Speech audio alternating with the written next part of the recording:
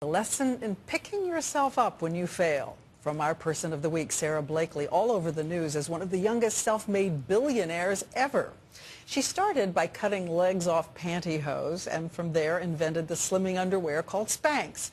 But it wasn't always easy. All week, as we saw Sarah Blakely smiling from the cover of the magazine, we had no idea the journey that brought her here, how much she had failed and had to get back up. Something she says her father taught her as a kid at the dinner table. We would sit at the dining room table at night and he would say, "Okay, kids, what did you fail at today?" I would say, "Dad, I tried out for this sport and I was horrible." And he'd go, "Way to go," and high-five me.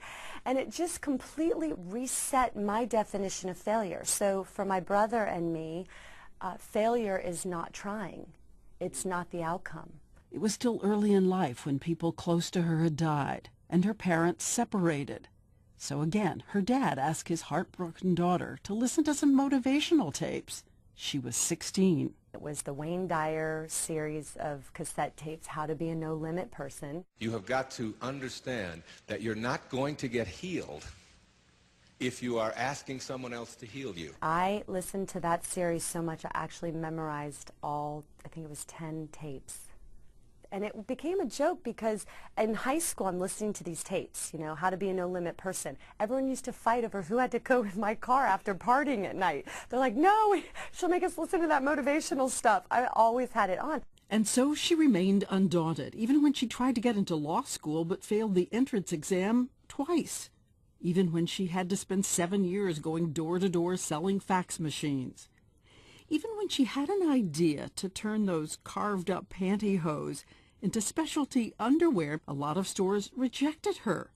Her best friend and roommate, Laura Pooley, cheered her on. She was a school teacher, and she'd come home from work and say, "Blakely, you know," everyone called me Blakely, "Blakely, you know you're going to change the world." And she'd always fall back on my bed and say that, and I'd say, "I sell fax machines." And she'd say, "I know, but it's your destiny." And then, just as Spanx was taking off, more tragedy. Laura died, hit by a car.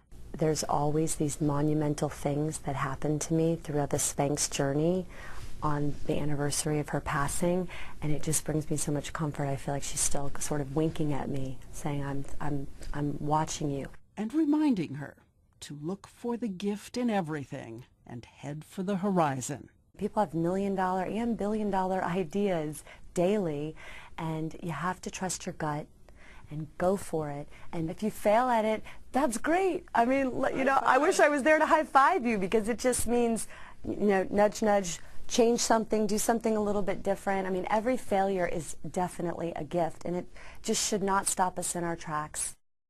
And that is the sentence she leaves us with.